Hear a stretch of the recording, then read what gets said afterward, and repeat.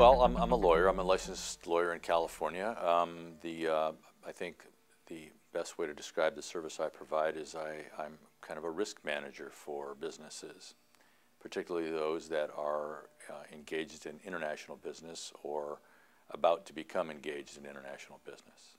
I try to evaluate what they're doing, what their objectives are, who they're doing it with, where they're doing it, and guide them to through a process to reach a goal with the least risk.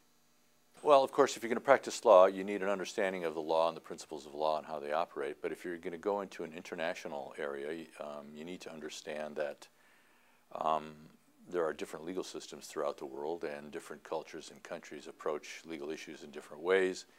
They have different priorities, different cultural norms, and whatever. So I think a skill set that I have been fortunate enough to develop and that is necessary for this kind of work is to be open to that, to other cultures and other systems, and understand that if you're facilitating a client to do business in another country, you need to be aware of those kinds of things.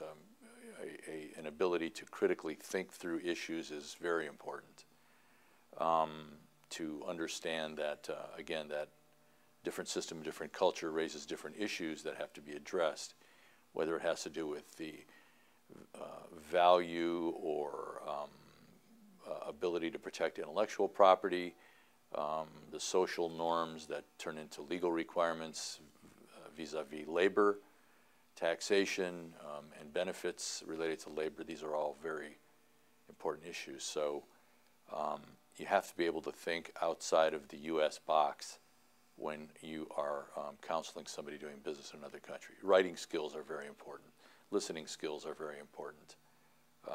And basically critical thinking skills are important. Yes, the answer is yes to both. Yes, there's a shortage of talent, and yes, there's more of a demand. There will be more of a demand for people like me. As an example, and I'm sorry I didn't target the question earlier, but as an example, I've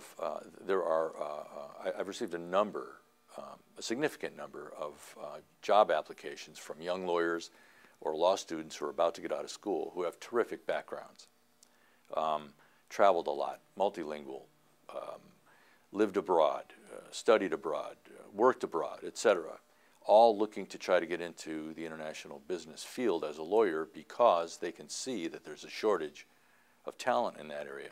My suggestion for people that are interested in getting into international business generally or getting into international business law is to seek education in that field to the extent you can find it.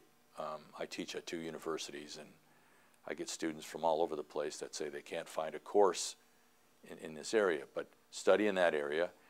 Study abroad if you're a student.